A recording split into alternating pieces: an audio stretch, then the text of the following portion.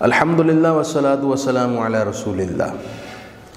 ناخن تراشنا فطرت انسانی میں شامل ہے، اور اسلام نے جو نظام طہارت و پاکیزگی بخشا ہے اس میں اہم حصہ ہے ناخن تراشنا۔ ناخن تراشنا حضور رحمت عالمین صلی اللہ علیہ وآلہ وسلم کی سنت بھی ہے۔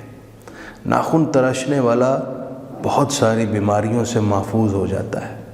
ناخن تراشنے والا ناخن تراش کر عجیب سی فرحت اور خوشی محسوس کرتا ہے۔ ناخن تراشنے والا بلاؤں سے بھی محفوظ ہوتا ہے۔ مرقات المفاتیح میں ملا علی قاری نے یہ حدیث نقل کی ہے کہ جمعے والے دن جو ناخن کاٹے وہ آئندہ جمعے تک بلاؤں سے محفوظ ہو جاتا ہے۔ ناخن تراشنا، اور وہ بھی جمعے کے دن، یہ نبی اکرم صلی اللہ علیہ وآلہ وسلم کی سنت ہے۔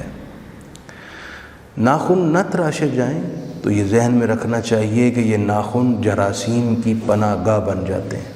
میل کچیل جمع ہوتی ہے، انسان کی شخصیت پر بھی ایک داغ لگتا ہے، اور ناخن نہ تراشنے سے یہی جراثیم انسان کے جسم میں داخل ہو کر ٹائیفائڈ اور آنتوں کے ورم اور کیڑوں کا اور مختلف قسم کی خطرناک بیماریوں کا سبب بنتے ہیں۔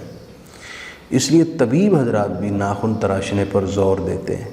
ہمیں تو 14.25 صدیاں قبل ہی رحمت عالم صلی اللہ علیہ وآلہ وسلم نے یہ طریقہ اور سلیقہ سکھایا۔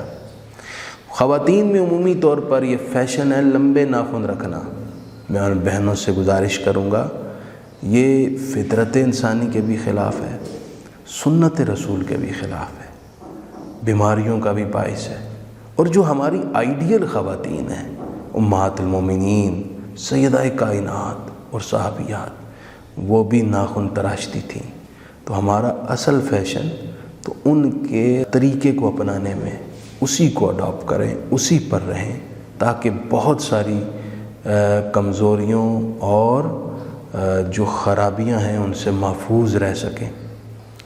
ناخن تراشنے کا طریقہ جو فقہاء اکرام نے بیان فرمایا، پہلی گزارش یہ ہے کہ ہر جمعے کو ناخن تراشیں، مس ہو جائے تو 15 دن کے اندر ضرور تراشیں۔ 15 دن بھی گزر گئے تو 40 دن سے زیادہ اگر کسی نے گزار دیے تو یہ مکروہ ہے۔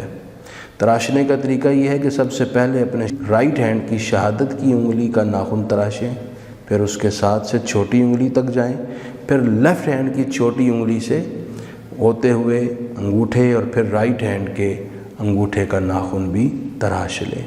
اللہ کریم ہمیں اپنے حبیب کی سنت پر عمل کی توفیق دے اور اس سنت کے فوائد بھی نصیب فرمائے۔